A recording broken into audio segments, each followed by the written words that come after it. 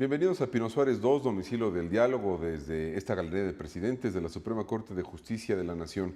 Tenemos el gran honor de recibir a uno de los científicos, de los hombres más importantes en el sistema de prevención de desastres en nuestro país, el ingeniero Roberto Cuás Huipen, quien es director general del CENAPRED, del Centro Nacional de Prevención de Desastres, y el canal judicial. Este programa de entrevistas, Pino Suárez II, ingeniero, se suma a la red de medios de comunicación interesados, ocupados por conocer más de estos temas que siempre tenemos que tener muy presentes, claro, sobre todo con los eventos de la naturaleza que no tienen fecha, no tienen hora, bajo los que siempre tenemos que estar vigilantes y ser muy respetuosos.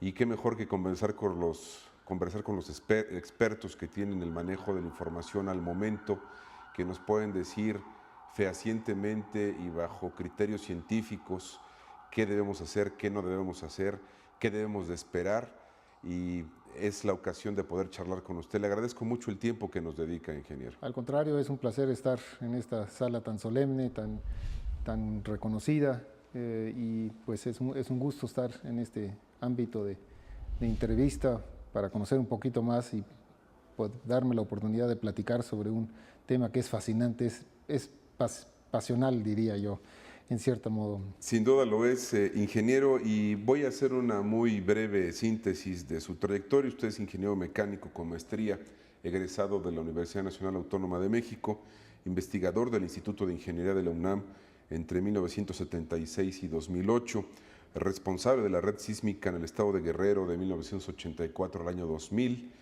investigador y fundador del CENAPRED. No podría estar en mejores manos el CENAPRED que bajo su dirección, ingeniero.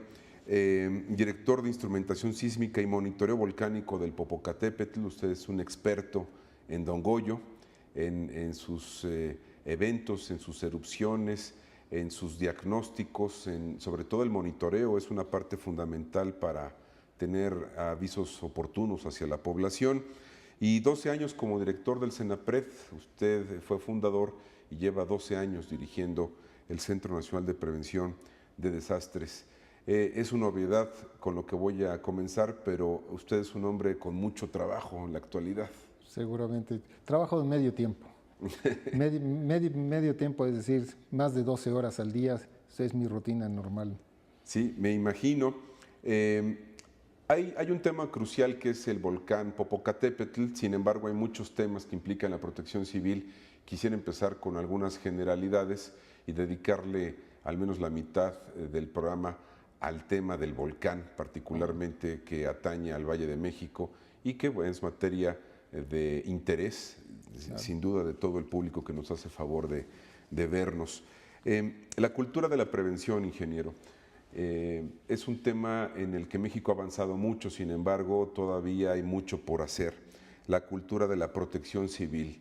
1985 es un año que sin duda marca a México, y lo marca para sacudirse en todos los sentidos después de la sacudida que nos dio la tierra, para sacudirnos en la cultura de la protección civil, de la prevención de desastres.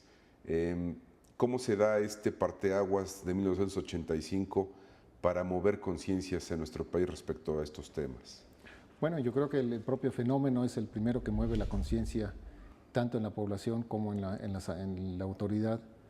Y no somos la excepción comparado con otros países. Tiene lamentablemente que ocurrir un gran desastre, una catástrofe, para darnos cuenta qué mal o qué bien estamos preparados.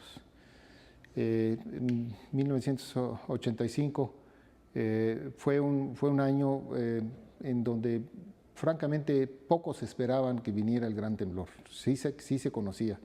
Personalmente tenía idea de que tenía que venir un temblor grande en la costa de Guerrero. Se esperaba el grande, que no ha ocurrido aún todavía. Sin embargo, ocurrió en una zona aledaña, en este caso en la frontera con Michoacán, ese temblor, y pues nos tomó de sorpresa a muchos, a la población por supuesto, pero también a las autoridades. No teníamos un sistema de protección civil.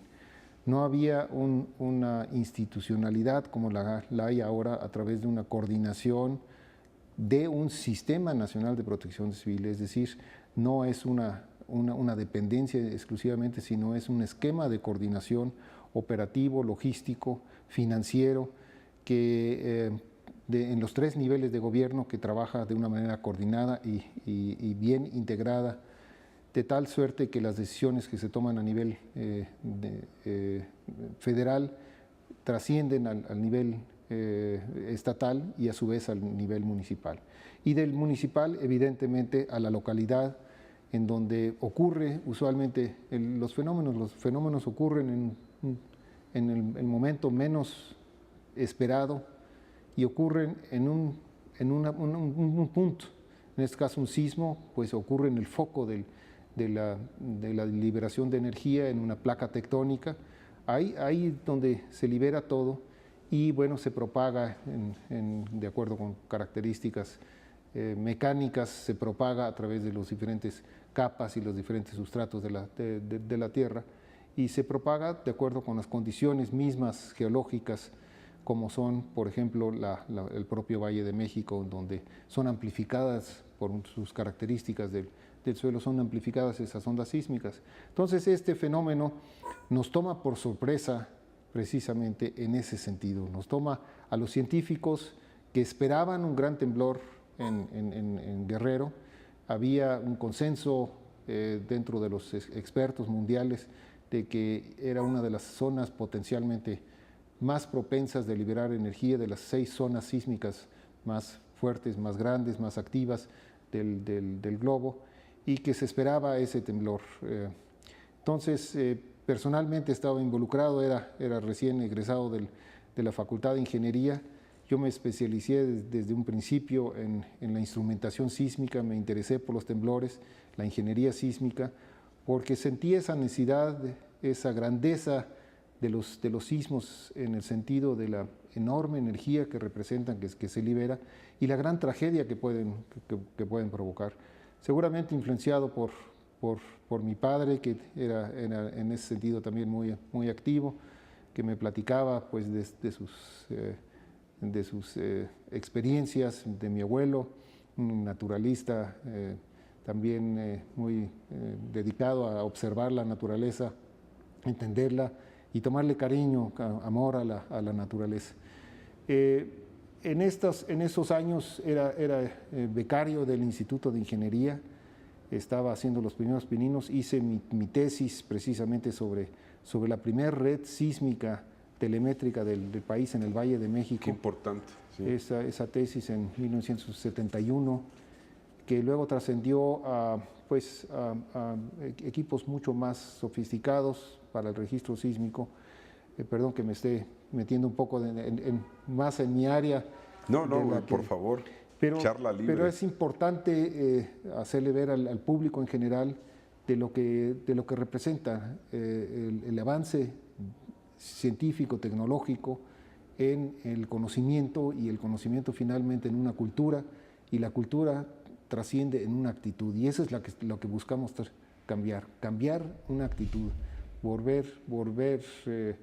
hacer que todas las personas, cada individuo, cada familia, tengan su plan de prevención, su plan de preparación frente a los diferentes riesgos que le rodean. Me detengo un poco en el 1985, que es el parteaguas en ese sentido.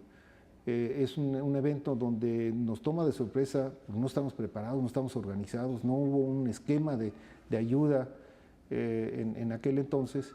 Y bueno, y eso amplificó la tragedia, desafortunadamente. Por supuesto que la amplificó. Había un reglamento de construcción, pero el reglamento de construcción no contemplaba esas intensidades sísmicas que requería un evento de tal naturaleza. En términos generales fue inesperado en muchos sentidos, pero esa digamos, gran tragedia creo que la capitalizó bien México, en el sentido de que reconoció que cometió un error, y a partir de esto pues se establece el Sistema Nacional de Protección Civil. Al año siguiente empiezan ya a formarse estos grupos coordinados de protección civil, que antes únicamente era el ejército, tenía un cuerpo que estaba enfocado hacia a la ayuda en caso y de a través del emergencias. plan DN3 que El plan DN3 se sigue aplicando, pero que es insuficiente para la magnitud de un evento de esa naturaleza. Por supuesto, por supuesto. Había que hacer realmente un plan de trabajo, un plan extenso, diseminar una cultura, diseminar conocimiento, en fin, buscar todos los elementos integrantes de un plan coherente de protección civil que no fuera únicamente para sismos. La Ciudad de México no es únicamente susceptible a sismos, es susceptible a pues, fuertes precipitaciones, a inundaciones. Pues las inundaciones desde históricamente pues, han jugado un papel muy relevante, nada menos que por las calles muy cerca de aquí, corrían acequias. Aquí en la esquina. Aquí en la esquina pasaba Sí. una acequia, pues eran aguas de desecho, era el drenaje de la Ciudad de México que pasaba ahí, pero también eran vías fluviales, porque venían desde Xochimilco las trajineras, bueno, no las chinampas, las trajineras, las trajineras. Bien, las trajineras se desplazaban porque en el Zócalo pues era un mercado. Le llamaban, por cierto, le llegaron a llamar el cerro de los perros. ¿Por qué? Porque era una parte más elevada de la zona circundante, en donde se congregaba pues todo, inclusive los perros, pues no les gustaba estar en el agua, estar nadando. Muchos años hubo inundaciones, hubo toda suerte de problemas que los seguimos teniendo lamentablemente. En ese sentido, pues poco hemos aprendido, porque el error que cometieron los conquistadores de asentar una ciudad sobre otra sin planificar esto, en ¿no? primeras, bueno, eso es cuestionable desde el punto de vista histórico, sociológico, en fin, pero el hecho mismo de instalarse sobre una zona que ya tenía, de hecho, un problema y lo asienta depredando la parte circundante de la Ciudad de México, porque todo era madera, era madera que la tenían que talar de las laderas que nos circundan en el Valle de México, y ahí empiezan ya los problemas. Empieza la deforestación, construyen, aglutinan en una zona impropia desde el punto de vista hidráulico, luego se ven con el problema de cómo desaguarlo, entonces abren drenajes, acequias, en fin, hacen toda suerte de obras para tratar de eliminar el agua. El agua no se controla en esa manera. Y siempre regresa a su cauce natural. Siempre regresa a su cauce natural y por gravedad. Entonces, ahora nos encontramos con un problema también muy agudo que incide mucho en los sismos, que es la extracción del agua y el hundimiento. El hundimiento es un grave problema en la Ciudad de México. Es ampliamente conocido, ampliamente estudiado. Sin embargo, no se encuentran alternativas para ello. Bueno, todo esto incide en que vivimos en el Valle de México particularmente, al igual que en todo el país, vivimos en zonas de mucho peligro, ¿sí? Y por tanto, en zonas urbanas se produce el riesgo. Ingeniero, sismos, incendios forestales, inundaciones, huracanes, erupciones volcánicas, hasta tsunamis. Tenemos riesgos en México. México es un territorio hermoso, muy dotado de maravillas naturales. Tenemos un territorio rico, sí. Un país muy bello, pero también un país que por nuestra propia responsabilidad ha generado muchos riesgos y nos hemos hecho muy vulnerables. El tema del volcán Popocatépetl, nos quedan 8 minutos, es enriquecedor conversar con usted, pero quiero aprovecharlos para el tema del volcán que nos tiene inquietos a todos. Se ha tenido que cerrar parcialmente y temporalmente, dependiendo de la actividad del volcán, el aeropuerto de Puebla. Usted mantiene un monitoreo y me consta que lo hace de manera personal, vuelos en helicóptero, una serie de expertos que están muy pendientes día y noche, las 24 horas en el monitoreo, para ver la actividad que ha sido muy intensa en las últimas semanas. Algunos han asociado esta actividad con los sismos que se han sentido recientemente, claro, en abril y marzo, claro, en el Valle de México. somos altamente vulnerables en la zona de Morelos, el Estado de México, Puebla y por supuesto el Distrito Federal. ¿Cuál es la situación actual, el día a día, el minuto a minuto del volcán? Hay preocupación por un eventual cierre del Aeropuerto Internacional de la Ciudad de México por una actividad del volcán que puede desarrollarse en cualquier momento. ¿A qué estamos expuestos con la actividad intensa del Popocatépetl? Bueno, hay que empezar por darnos cuenta que el volcán está en nuestra vecindad inmediata. Si nosotros trazáramos un círculo de 100 kilómetros a la redonda, hay 23 millones de habitantes. 23 millones de habitantes en 100 kilómetros alrededor del volcán. Es una zona urbana muy profusa, muy densa, y bueno, esto ya implica en un volcán activo que se está manifestando abiertamente, visualmente, ya no solo instrumentalmente, visualmente se está manifestando, pues evidentemente es un alto riesgo. Hablando riesgo en el sentido, digamos, estricto que explicaba. Entonces, a través del monitoreo tenemos, como usted bien dice, todos los elementos tecnológicos o los mejores instrumentos tecnológicos a nuestro alcance para monitorearlo. Y lo hacemos todos los días, lo hemos hecho desde hace 19 años. En 1993, cuando inician los primeros síntomas de actividad sísmica, no pensábamos que era el Popo, porque estábamos acostumbrados que no hacía nada, echaba un poco de humito y era todo. Pero a partir de ahí empezamos realmente a instrumentarlo. A mí me tocó personalmente ser el director de esta acción, y lo digo no por mí, lo digo por esa gran experiencia que me dejó en lo personal, pero sobre todo con colegas de la Universidad Nacional Autónoma de México, de los institutos de Geofísica, Instituto de Ingeniería, en fin, un grupo de personas que nos dimos a la tarea de monitorearlo. Hoy en día el volcán está perfectamente instrumentado. Cualquier desviación que tiene en sus parámetros conocidos, lo que se puede conocer del volcán, los tenemos a la mano. Está automatizado, su monitoreo es automatizado. Cualquier desviación de los niveles normales, los umbrales que establecemos, inmediatamente suenan las alarmas, nos avisa. A mí me avisaría por el teléfono celular, pero igualmente podría entrar en internet y tener toda la información en este momento a mis manos. Y esto me permite tener pues el estado de salud de don Gregorio, que está enclaustrado o está en una sala de terapia intensiva, en este caso el CENAPRED, y a través de esa terapia intensiva se le mide el pulso a don Gregorio, que muestra signos de enfermedad. Muestra signos de enfermedad y que esperamos que se recupere pronto, por supuesto, pero al igual que en este símil médico, nosotros no podemos decir qué es lo que va a suceder el día de mañana o pasado mañana, si va a tener un infarto, a qué horas le va a dar, de qué intensidad va a ser, cuándo se le va a subir la presión, no lo sabemos. Hay muchas incógnitas en la naturaleza que no conocemos. Riesgo de una gran erupción lo tenemos latente en cualquier momento, ingeniero. En cualquier momento. ¿Estamos preparados? Nunca estamos preparados. Esa pregunta me la han formulado muchas veces. ¿Cuándo estamos preparados? Yo diría que nunca estamos preparados. ¿Por qué? Porque siempre hace falta conocer algo más, investigar algo más, descubrir algo más.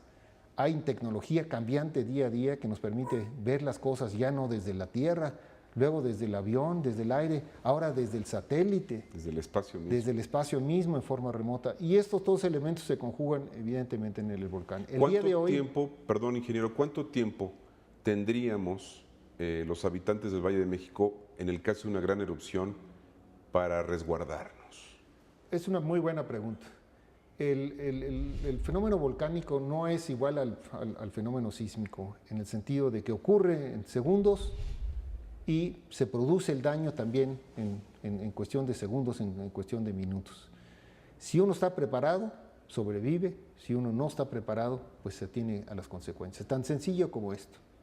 ¿Cuánto tiempo tendríamos para resguardarnos en un evento que nadie puede garantizar que no ocurra?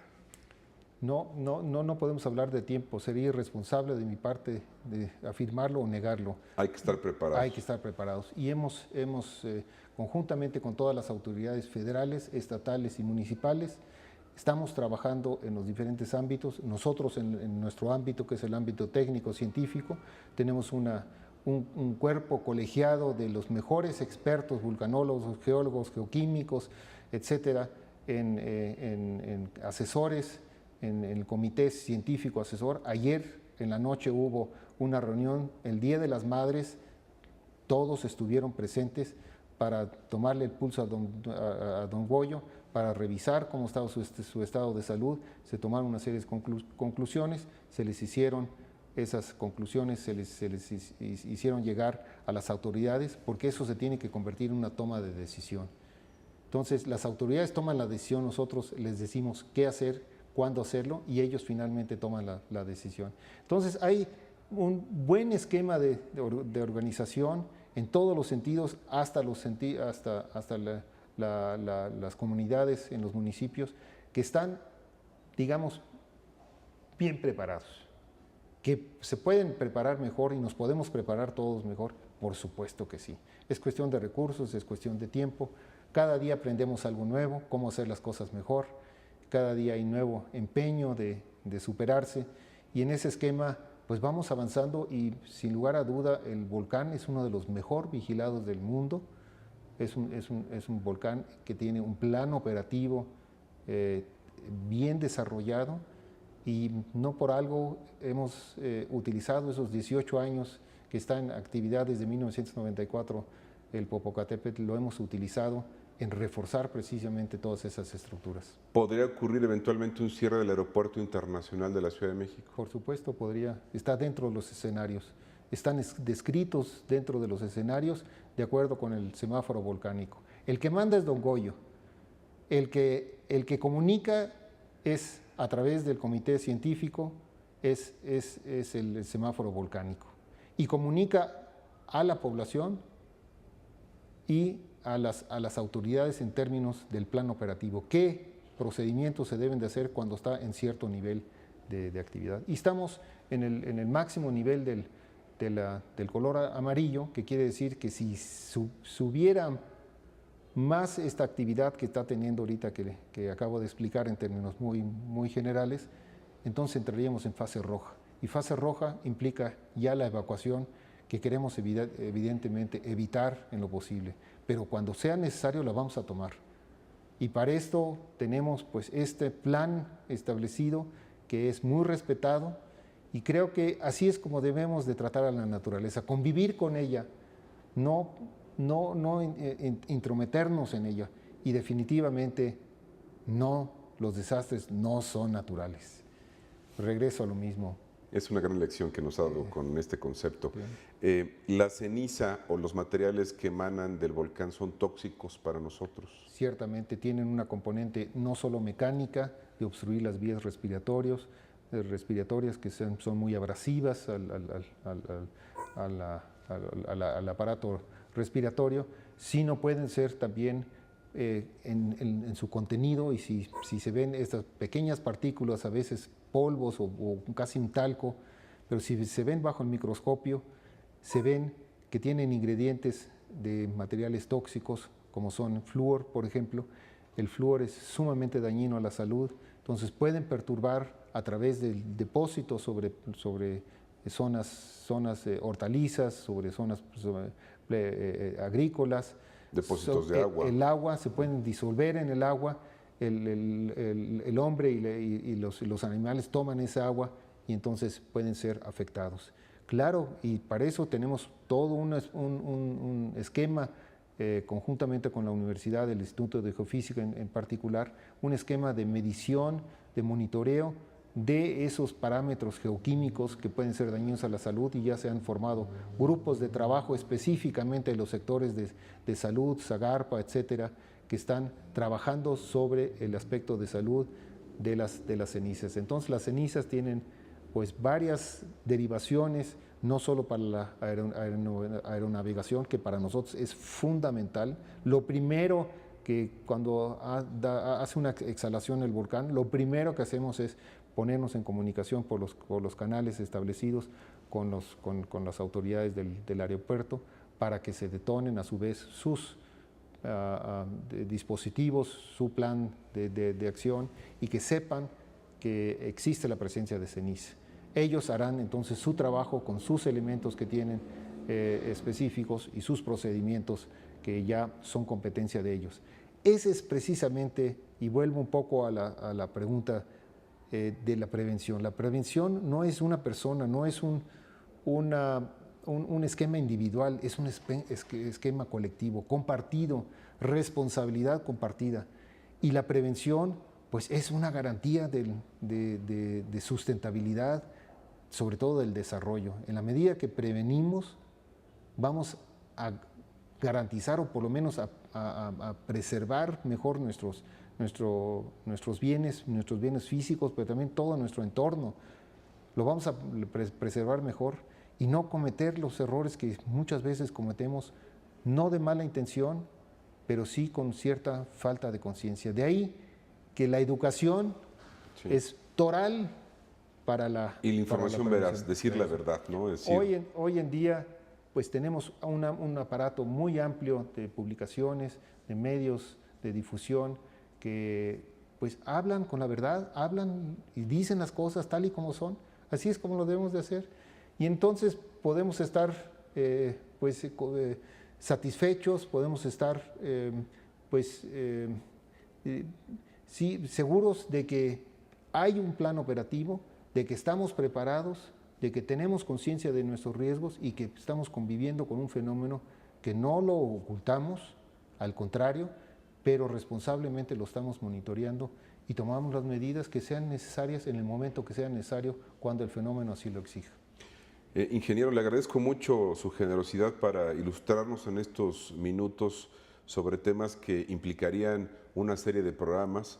El Canal Judicial quiere honrar su vocación de medio público y estar lanzando alertas, mensajes que hagan más consciente a la población y sobre todo para estar preparados minuto a minuto ante una eventual erupción, un desastre que estaremos propiciando nosotros mismos con nuestra displicencia, con nuestro desinterés, si no tomamos las medidas adecuadas y reconocemos que vivimos en una zona de alto riesgo y muy vulnerable. Le agradezco de verdad estos minutos y pues lo quiero comprometer a que tengamos este canal de comunicación abierto para las semanas, los días que están por venir, en los que esperemos siga el monitoreo y no ocurra una tragedia. Con todo gusto nos ponemos a sus órdenes en el Centro Nacional de Prevención de Desastres, en la Coordinación General de Protección Civil, en todos los elementos de protección civil, que somos una gran familia que ahora ya existe, que no existía en 1985, cuando es el gran temblor exactamente, y que fue el parteaguas de una nueva generación, digámoslo así, de mexicanos que ahora pueden pues estar más confortables, más seguros, más cómodos, en el sentido de que cuentan con instituciones que están realmente dedicadas responsablemente para atender estos fenómenos. Ingeniero Kuas, muchas gracias por su tiempo. Al contrario, muchísimas gracias a ustedes. También le agradezco a usted el favor de su atención a Pino Suárez II. Lo invito a que siga en el canal judicial. Muchas gracias.